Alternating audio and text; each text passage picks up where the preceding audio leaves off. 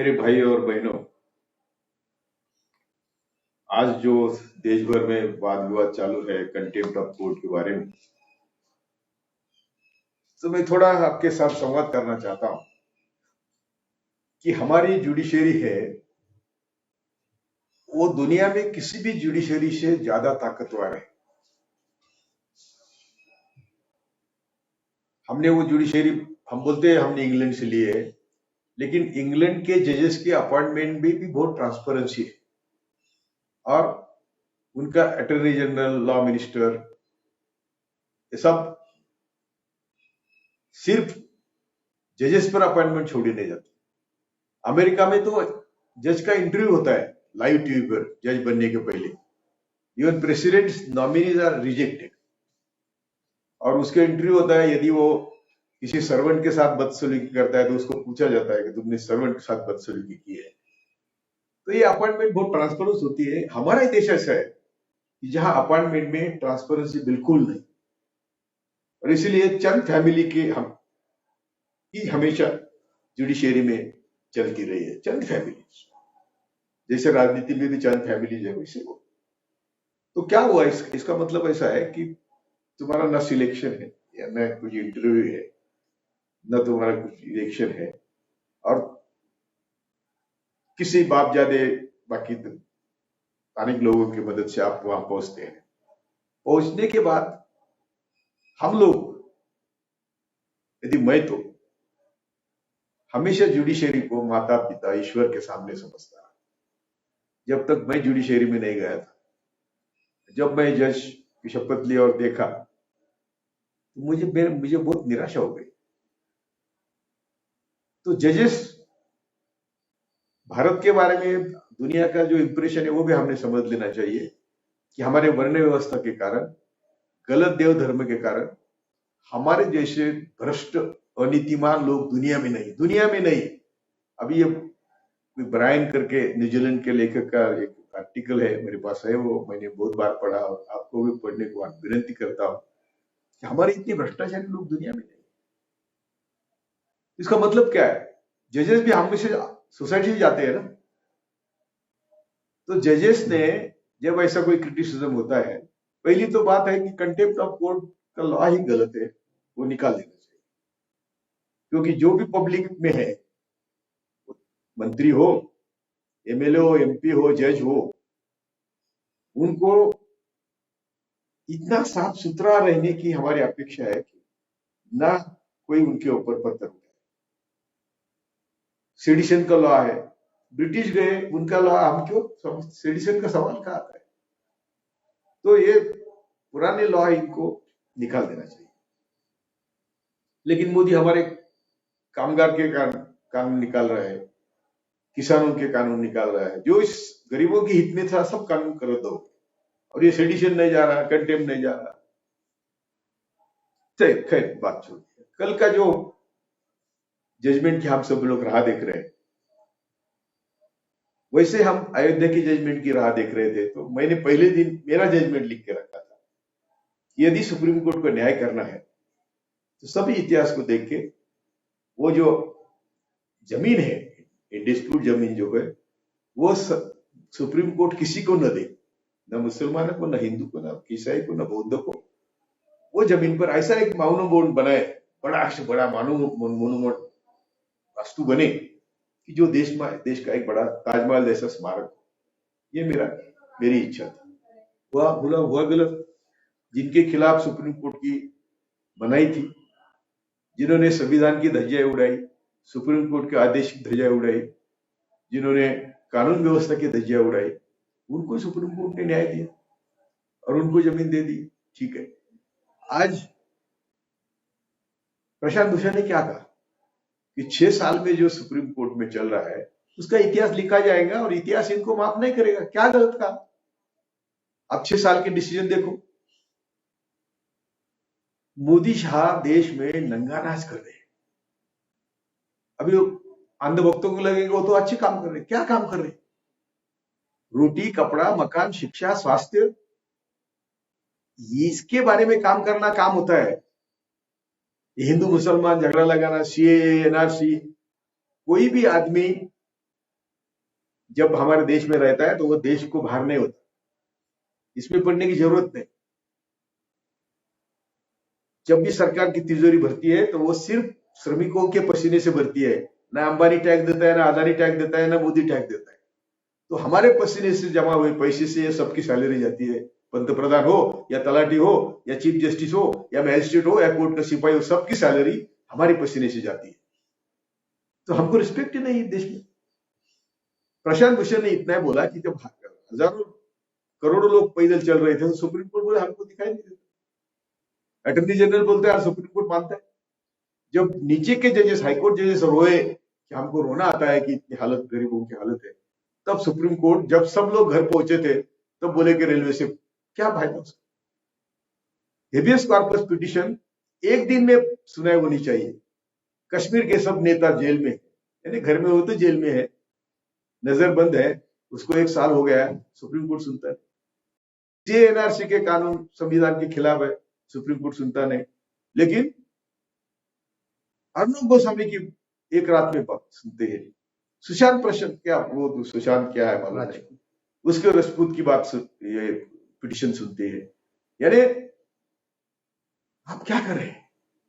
तो इसीलिए कोई बोलता है तो आपने उनके खिलाफ कंटेम्प्ट लगाने की बजाय आत्म परीक्षण करना चाहिए कि क्या हमारी गलती है, और गलती है तो करो। आप ईश्वर, हम आपको माता पिता समझते तो माफ करो ना, हम गलती होती है।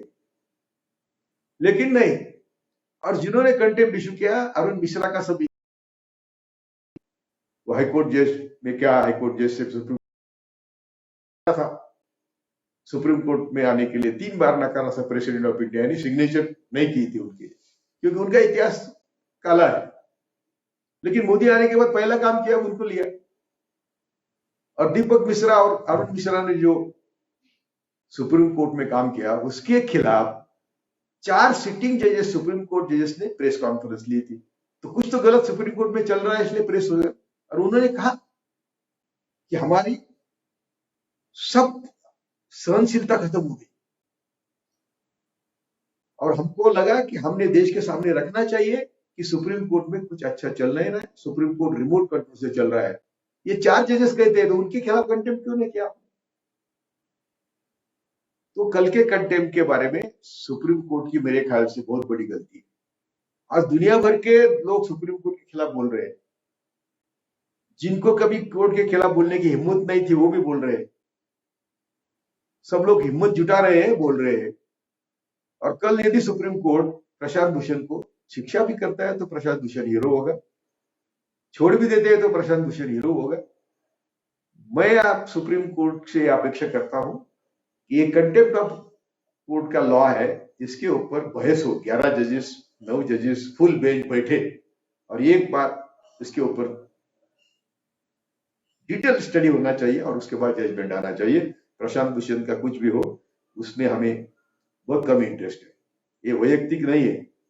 तो इसीलिए मैं चाहता हूं कि कल सुप्रीम कोर्ट ठंडे दिमाग से सोचे और प्रशांत भूषण को शिक्षा देने के बजाय ये matter once for all largest bench के सुपुर्द कर दे। और कंटेम्प्ट ऑफ कोर्ट का लॉ, मैं खुद जुडिशियरी में था, मेरे गुरु जस्टिस सावंत ने 1985 में किताब लिखी है कि independent judiciary is a myth, और उन्होंने सबूतों के साथ कहा है कि मुस्लिम आरोपी है तो ब्राह्मण जज कैसे निकाल देते हैं। और मैं खुद ब्राह्मण जजेस के साथ बैठा हूं, वो बोलते थे कि मुस्लिमों के खिलाफ जरा कड़क रवैया, सख्त रवैया होना चाहिए। मैंने कहा क्यों? हम तो ईश्वर है, ईश्वर की खालोखाल हम है, हमें मुस्लिम या दलित या आदिवासी या ब्राह्मण सब बराबर के हैं। तो ये, और उनके घर पे गोल करके फोटो दे, वो क्या डिसीजन देते होंगे? दूसरी बात, एक जज कहता है कि सुपीरियर जजेस का मैसेज आता है, अरे वो सुपीरियर आपको एक मैसेज है। मैंने कहा मैसेज भी सिर्फ हम नहीं सुनते, किसी को सवाल नहीं आता। तो कहा जुडिशरी का इंडिपेंडेंट? ये अंतुले ने, यदि अंतुले को सब सफाया गया जुडिशरी, उसके बावजूद उन्होंने उनको हाईकोर्ट के बाजू में रहने को जगह दी रिटायर्ड जजेस को। और वो क्या बोलते हैं कि आप हाईकोर्ट जज छोड़ के क्या किया? हम यहाँ रह के पीढ़िया न पीढ़िया के हाईकोर्ट में हमारे आदमी रहे, इसका इंतजाम कर रहे हैं। इसका मतलब क्या है? वो क्या इंडिपेंडेंट जुडिशरी है? तो मैं बोलता हूं कि जिसके खुद का घर शीशे का हो, वो दूसरे के घर पर पत्थर क्यों फेंके? आपको लॉ ने प्रोटेक्शन दिया, इसका मतलब है आप जिसके पसीने की सैलरी लेते हैं, ना आपको अंबानी सैलरी देता है ना अदानी सैलरी देता है, सैलरी गवर्नमेंट की तिजोरी हम लोग हमारे कष्टकरी समाज से भरती है। कोई भी आदमी जो देश में रहता है वो देश के भूमि पर भार नहीं होता है। वो सुबह से शाम तक जो खाता है उसके ऊपर टैक्स देता है, और वो जो मेहनत करता है उसमें भी उसका शोषण होता है। उससे पैसे पैसे से तिजोरी भरती है। अप्रत्यक्ष कर, इनडायरेक्ट टैक्सेस से तिजोरी भरती है। डायरेक्ट टैक्स और डायरेक्ट भी दिया अंबानी ने, तो अल्टीमेटली दैट बर्डन कम्स हमारे ऊपर आता है। सभी बर्डन टैक्स के गरीबों के ऊपर आता है। जीएसटी हो, अंबानी का इनकम टैक्स हो या अदानी का इनकम टैक्स हो। तो मेरी विनती है कि सुप्रीम कोर्ट ने अपना रवैया बदलना चाहिए। अभी उनको शिक्षा यानी गिल्टी अनाउंस करके यदि सुप्रीम कोर्ट को लगता है, अरुण मिश्रा स्पेशली, उनको सोचना चाहिए कि मेरा भी क्या इतिहास है। वो मुझे माफ करेंगे, आप ऑनरेबल जज ऑफ सुप्रीम कोर्ट है, लेकिन आपको 3 बार क्यों नकारा था और आपका क्या हिस्ट्री है? तो आप ये कंटेम्प्ट के झमेले में मत पड़ो। ये आप लार्जर बेंच को सुपुर्द करो, और कंटेम्प्ट ऑफ लॉ और सेडिशन लॉ, इसके ऊपर बहस होनी चाहिए और ये दोनों कानून रद्द होना चाहिए, ऐसी मेरी अपेक्षा है। और हमारे जैसे एक्टिविस्ट को जुडिशियरी माता पिता ईश्वर के समान है, तो भी आप लोग माता पिता ईश्वर बनने के काबिल नहीं है। वो हरिवरा राव 80 साल का है, उसको जब अरुण मिश्रा के सामने आए तो आपने किसी ने बोला कि वो बहाना करता है, अरे बीमार है, उसको कोविड भी हो गया है, वो खड़ा भी नहीं रह सकता। वो कि हमारे रिलेशन है, हमको मालूम भी नहीं कौन हरिवरा राव है, हम कभी उनको मिले भी नहीं है। लेकिन और प्रज्ञा ठाकुर, कर्नल पुरोहित, बजरंगी बेल पे छुपता है। मुझे जिन्होंने बॉम्बस्फोट किए, जिन्होंने हिंदू राष्ट्र स्थापित करने के लिए कॉन्स्पिरेसी रची, उनको आप बेल देते हैं। और जो जिनकी सिर्फ आइडियोलॉजी लेफ्टिस्ट है, जो आपको सरकार को संविधान के दायरे में विरोध करते हैं, उनको आप बेल नहीं दे रहे। तो सबको विनती करता हूं, सभी देश के नागरिकों को विनती करता हूं कि कोई भी जो यहां सत्ता पर है, वो हम सबके पसीने के से निर्माण हुई संपत्ति से जाए पैसा जाता है, उससे वो काम करता है। हम सब मिलके ये बात उठाए। प्रशांत भूषण एक इंडिविजुअल बात नहीं है, ये कंटेम्प्ट ऑफ कोर्ट हो या सेडिशन, लॉ ऑफ सेडिशन हो, इसके खिलाफ हमने आवाज उठाना चाहिए। हम सब संगठित होके, हम बटे हुए हैं।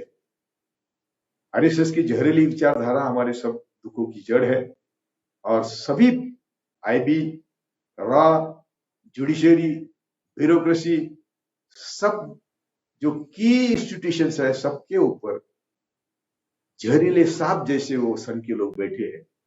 उन सबको हमें समझना चाहिए।